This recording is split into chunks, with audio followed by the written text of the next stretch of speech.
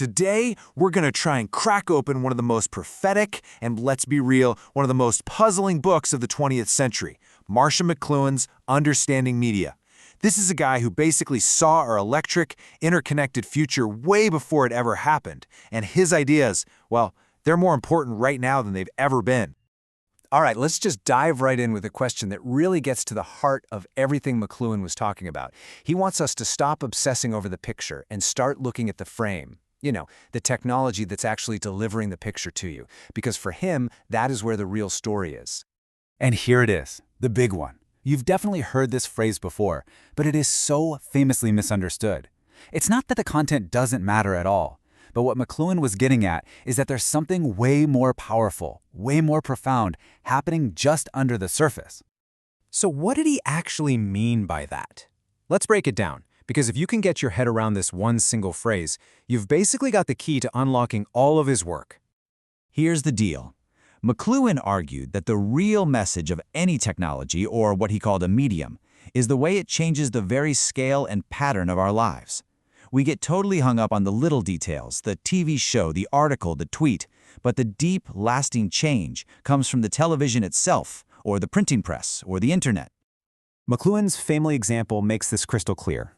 The electric light. I mean, think about it. It's a medium with literally zero content. It doesn't say anything. And yet, its message was total transformation. It let factories run 24/7, it created nightlife, it completely changed how we sleep. The medium itself was the message. This led him to this fantastic analogy. He said, the content is just a distraction. It's like the juicy steak a burglar throws to the watchdog. While our minds are busy chewing on the steak, arguing about the plot of the movie or the angle of the news story, the real burglar, the medium, is quietly sneaking in and rewiring our entire house, our senses, our society, everything. To really get this, McLuhan takes us way back in time to a world before print took over, an era he called the tribal world. Before writing was a big thing, humanity lived in an acoustic space. Just think about that for a second.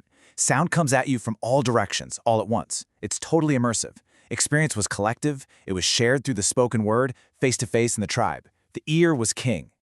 And then an invention came along that just shattered that acoustic world. It was an explosion of information, something McLuhan famously called the Gutenberg explosion. The printing press, it took the rich, messy, all-at-once world of sound and flattened it out. It broke it down into neat, tidy, repeatable letters on a line.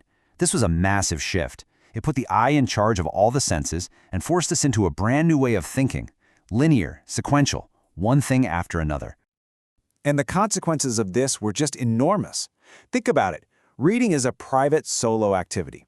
It helped create the modern individual. And the ability to print thousands of identical texts in a single language, well, that created uniform languages and centralized states. It literally gave birth to the idea of nationalism. A single technology reshaped the whole of society. Now, to help classify these different effects on our senses, McLuhan came up with his famous idea of hot and cool media. A medium like print is hot. And by hot, he meant it's high definition, it's packed with data, it spells everything out for you, and it doesn't leave much for your brain to fill in. It extends one sense, in this case the eye, with incredible intensity. But just when this mechanical age of print and fragmentation was at its absolute peak, a new force started pulling everything back together again: electricity. And here is his other blockbuster idea. Electric media. The telegraph, the radio, they didn't care about physical distance.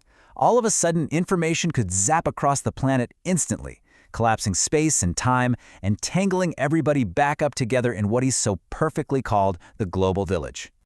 McLuhan saw this as almost a biological change. It's like we had extended our central nervous systems outside of our bodies and wrapped them around the entire planet. This wasn't another explosion outward, it was an implosion, a forcing inward, where we are all suddenly, deeply, and instantly involved in each other's business, whether we want to be or not. This new, deeply participatory age was driven by a completely different kind of media, the opposite of hot. McLuhan called them cool media. A cool medium is low definition. It gives you less information and actually forces your senses to get in there and do the work to fill in the gaps. This chart really lays it out perfectly. A hot medium like a movie gives you a sharp, complete picture. But a cool medium like old-school television, with its fuzzy, mosaic-like screen, Your brain has to actively work to connect the dots and complete the image. A telephone call is cool because you have to imagine all the facial expressions and body language. You have to participate. But here's the catch. These incredibly powerful extensions of ourselves don't just empower us. McLuhan warned that they also numb us, changing us in ways that we almost never see happening. He had this brilliant reinterpretation of the myth of Narcissus. He said Narcissus wasn't in love with himself. No, he was mesmerized by an extension of himself, his reflection in the water, and he became totally numb to the real world around him. The word Narcissus, you see, comes from the same Greek root as narcosis, which means numbness. Our technologies are our reflections. We become so fascinated by them that we go numb to what they're actually doing to us. And you can see this absolutely everywhere. The car extends our feet, making us feel like superheroes. But it numbs us to the actual experience of walking and the human scale of our own communities. Television involves all our senses in this deep way, but it can numb us to the very real difference between a live event and a televised one. We grab the power of the extension, without even realizing what part of ourselves we've had to amputate to get it. Which brings us to the final, really challenging question that McLuhan leaves us with. As we keep building more and more powerful extensions of our own senses, are we really the ones in charge? Are we the masters of our tools? Or have we become the sleepwalking servants of the very technologies we created? Now that's something to think about.